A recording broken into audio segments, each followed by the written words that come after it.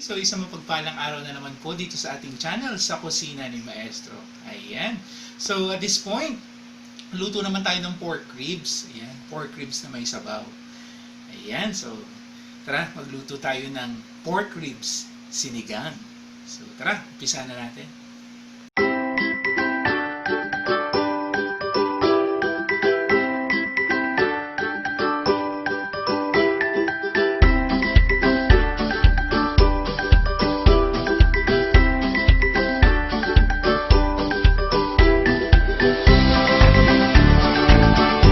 So ito naman ang kumpletong ingredients ng ating pork ribs sinigang. Yan, yung ating pork ribs, ang main ingredients natin, 700 grams ng ating pork ribs. Kangkong. Meron tayong kangkong.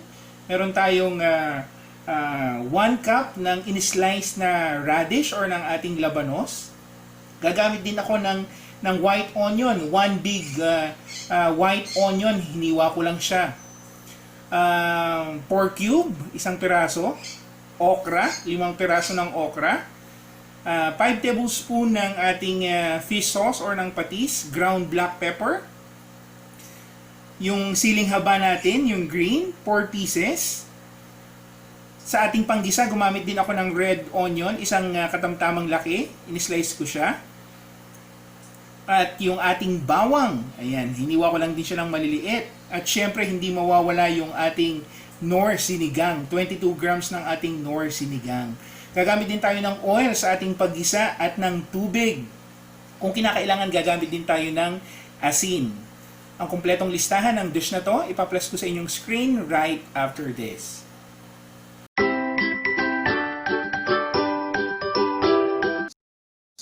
So at this point, i-prepare muna natin yung ating pork ribs bago natin siya i-pan fry. Ayan, so ilagay na natin yung ating ground black pepper. Yung kalahati ng ating fish sauce. Ayan. Okay, so make sure na malinis ang ating kamay bago natin ito hawakan or bago natin gamitin ang ating mga kamay sa pagmimix ng ingredients. Ayan, so mix na natin, no? Ayan. So, gumamit lang tayo ng patis at ng ground black pepper. Ayan. So, hindi na kinakailangan pang matagalang marinade. Mas mabilis itong ma-absorb kasi liquid ang ginamit natin kaysa sa asin. At syempre, yung ating pork ay malambot at madali makaka-absorb ng ating ingredients na ginamit. Malambot yung pork ribs natin. So, at this point, ready na siyang i-pan fry. Okay, so at this point, pan fry na tayo ng ating pork ribs. Nagpainit na ako ng ating kawali at the same as nilagyan ko na siya ng mantika or ng ating cooking oil. Ayan, so lagyan na natin yung ating pork ribs.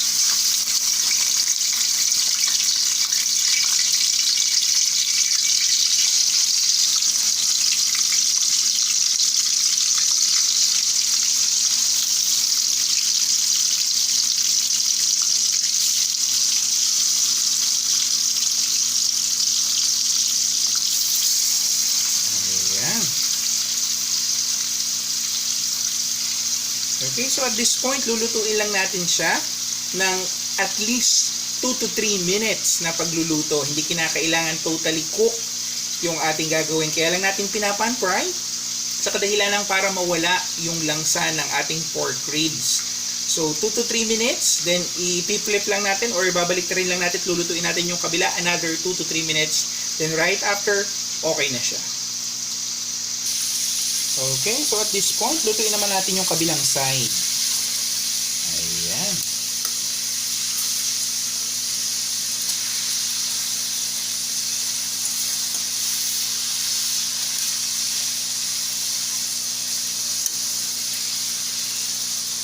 Okay. So, hintayin ulit natin 2 to 3 minutes na pagluto ng kabilang side. Then right after, pag-start na tayo mag-isa. Okay, so simulan na nating mag-isa, no? Ayan. So, lagay ko na ang ating bawang.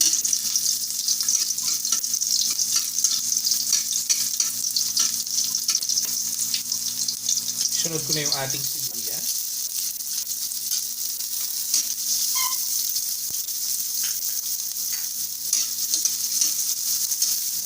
So, gisahin lang natin ito for at least 2 minutes.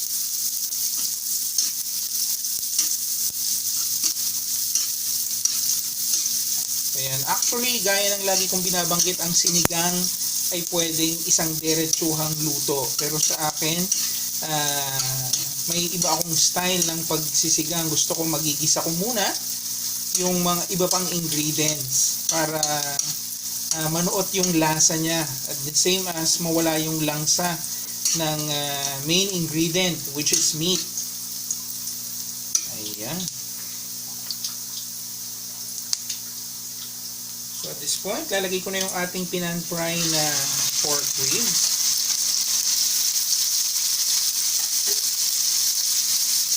Haluin lang natin.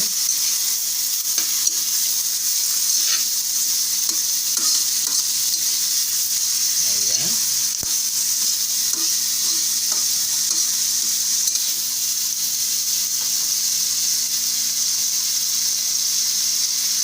At this point, ilalagay ko na yung pork cube.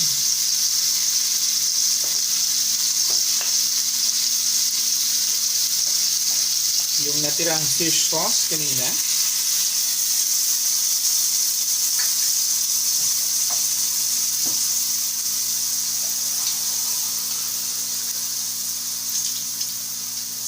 At lalagyan na natin ng water. Ayan.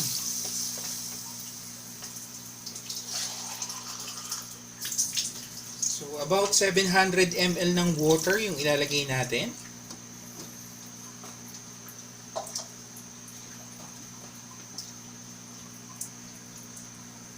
Okay, so at this point, lalagyan natin ito ng takip para pakuluan. Ayan, so approx 40 minutes ng pagpapakulo para malambot na malambot yung ating pork ribs bago natin i-add yung ating mga vegetables. So, lulutuin muna natin ng 40 minutes.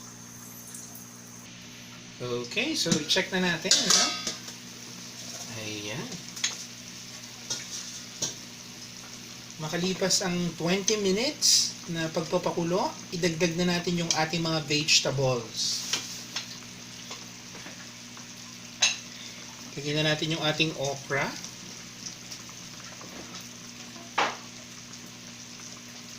Yung ating radish.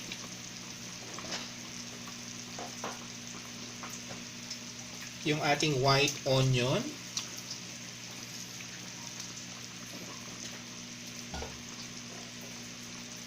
At yung ating siling green. Yan.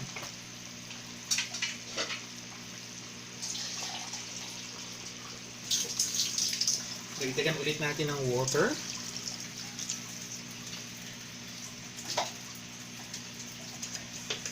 At ituloy natin ang pagpapakulo. Ayan. So, tutuloy-tuloy lang natin ang ating pagluluto for at least another 10 to 15 minutes ng pagpapakulo. Then, right after, ilalagay na natin yung ating remaining ingredients at yung ating Knorr sinigang. Okay. So, makalipas ulit ang 10 minuto. Ayan. Amoy na amoy na.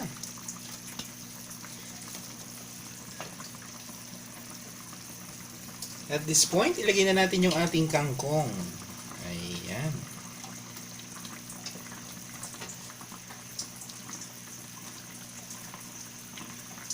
Ayan. So, takpan ulit natin ito. At lutuin pa natin for at least 4 minutes. Okay. Makalipas ulit ang 4 na minuto. Ayan. So, almost done na ang ating sinigang.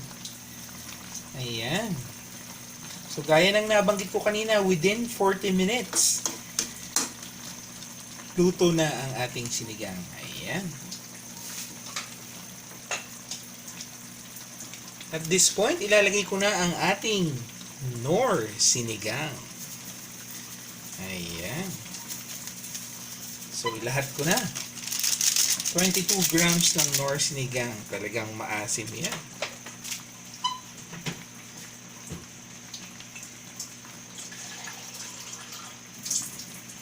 At this point, magdadagdag ulit ako ng at least kalahating baso ng tubig. Ayan. Sa puntong ito, hindi ko na siya lalagyan ng takip. Hahayaan ko na siyang kumulo at lulutuin pa natin siya for at least 3 minutes after na ilagay yung ating Knorr sinigang.